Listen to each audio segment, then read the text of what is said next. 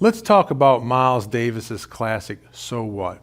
We're going to do two performances of this tune. One is going to be, the first of course, is going to be very simple. I'm just going to show you some of the chords that I play, just show you some fingering so you can just see how it all lays out. And of course, you already probably know what to play. Now it's just a matter of sort of finding out where to play it on the guitar as far as how it matches against the fingering you're using so that you're staying in a practical place to play. So I'll go, one time through the tune, nice and easy, and just show you just the scale forms that I'm working out of.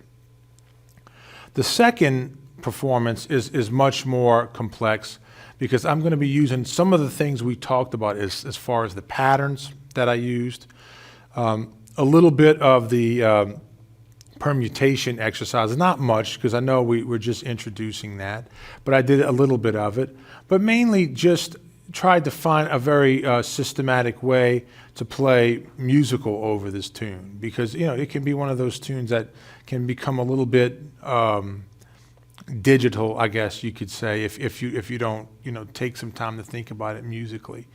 But using the forms that we played in the first exercise, I'm going to build a much more creative and cohesive solo to give you guys some connections to how to play this tune correctly. Also, I did a little bit of outplaying, not much, just enough to give it some interest. And I also am going to add some a little bit of chromaticism in this one, just so you can hear how you can add a few chromatic notes to make the connections more like smoother. So let's jump in and see what we can come up with.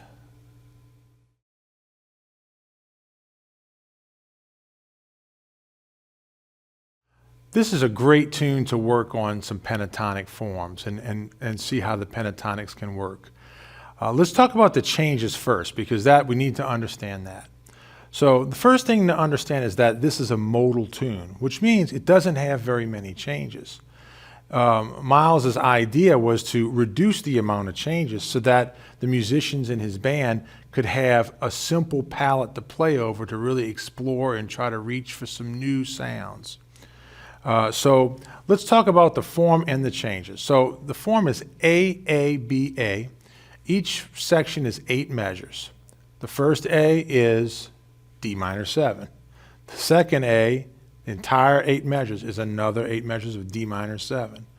The B section is E flat minor 7, so it just goes up a half step. And then the last A section is, again, D minor 7. So it's an AABA form, and it's a lot of D minor 7. So one thing that a lot of guys struggle with, especially some younger students that have never really worked on this kind of thing, is they tend to omit, by accident, they omit the last A section.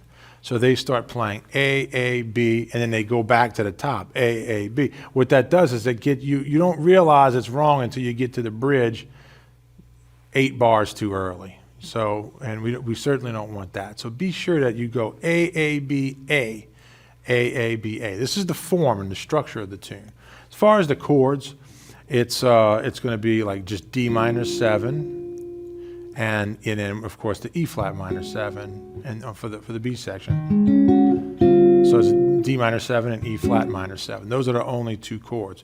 Now I'll be doing some more things like when I play, I move it around through the mode.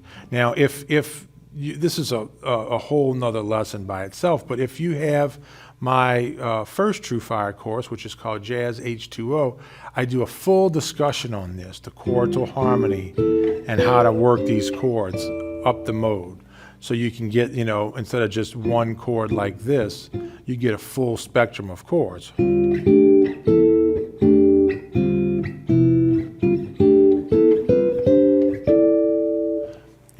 To play. So if you don't know how to do that, that's okay. You can still play the tune. Just go back and check out that video series. It's my first course called Jazz H2O, and it's got a lot of breakdown on that. But so then, of course, for the B section, we go up to E flat minor. And the same modal row works for that too. So that whole type of comping works really great. But those are the basic changes of the chords. Very simple, but it makes for a nice palette to work on our different pentatonic approaches.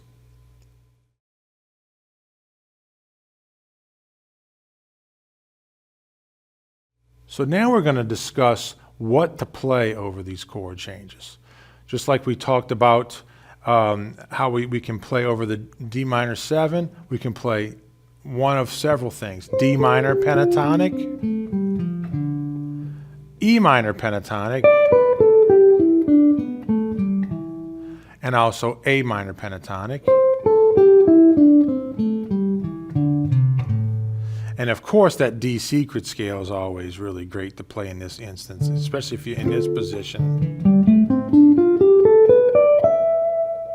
That's going to work really nice. Now, of course, as the chord moves up, we take it to the E flat minor pentatonic. Now, I want to take a second to talk a little bit about a few things as far as patterns. Now, the patterns are, you don't want to just play the scale straight down, right? Because you run out of sort of notes or options to play other than just turning it around and coming back up or starting in another place. So what I want to talk to you about is just a couple of patterns that I like to use on this pentatonic scale. So if I'm playing on this D minor 7 and I'm playing this pentatonic, here's one pattern I like to use.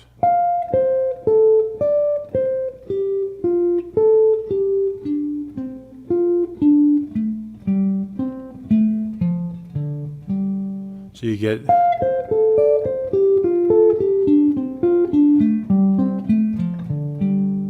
and then coming back the other way.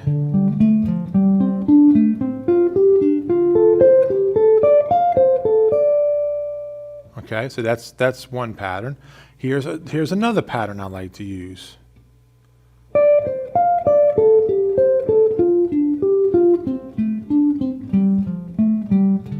Going back.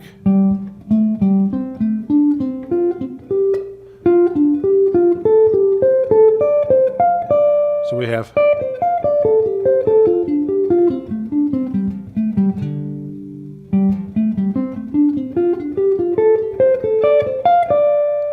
I really love that pattern. It sounds great, especially ascending. It really sounds cool. Here's another pattern that I like to use.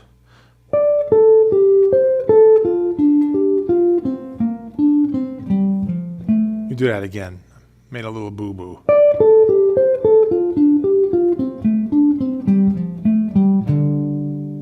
So that kind of feels more like arpeggios.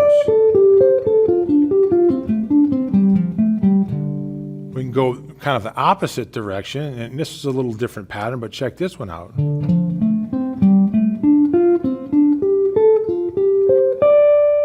That's another pattern that you could use.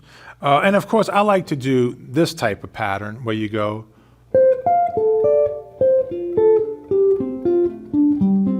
Now, that pattern is just fourths.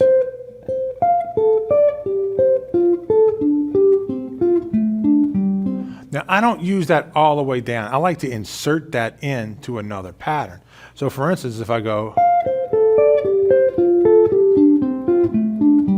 I inserted it in the middle. I started off with the first pattern that we learned, and then. So,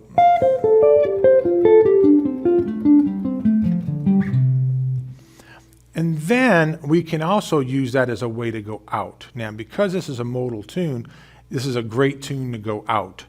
What does that mean? That means that we go outside of the stated harmony. So we'll actually go up a half step. Listen to this. And then I'll go up a half step. And then back in. And then up a half step. And then back in. So you get.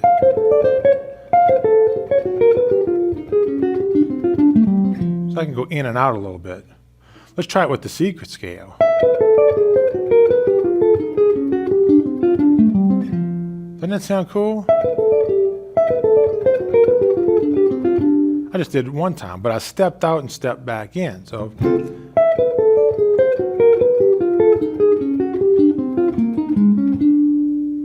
really cool sound. And so that's just a matter of you going up a half step and back down.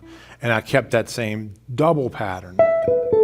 And then, when I went up, I put the other pattern in. It's up a half step, then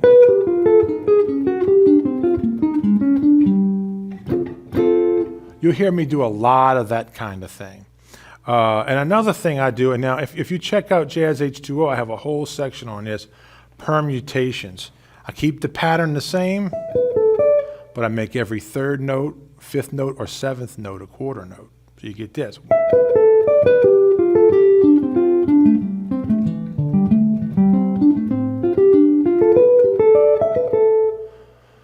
That's 3. 5 is.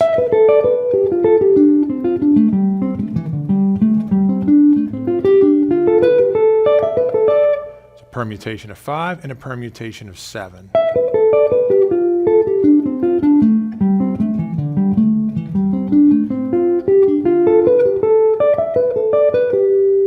And of course, you can mix those up. You can do 3, 5, 7. Then maybe the 3.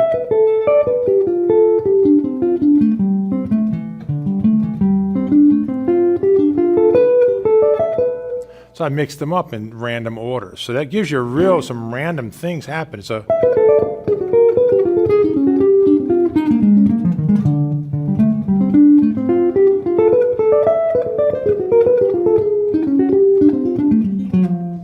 sounds real random. I'm not really thinking about anything. I'm just moving it up a half step and back in and trying a permutation. I have much more explanation on permutations in my Jazz H2O course as well. So if you want to study that more and a little bit closer look, please check that out.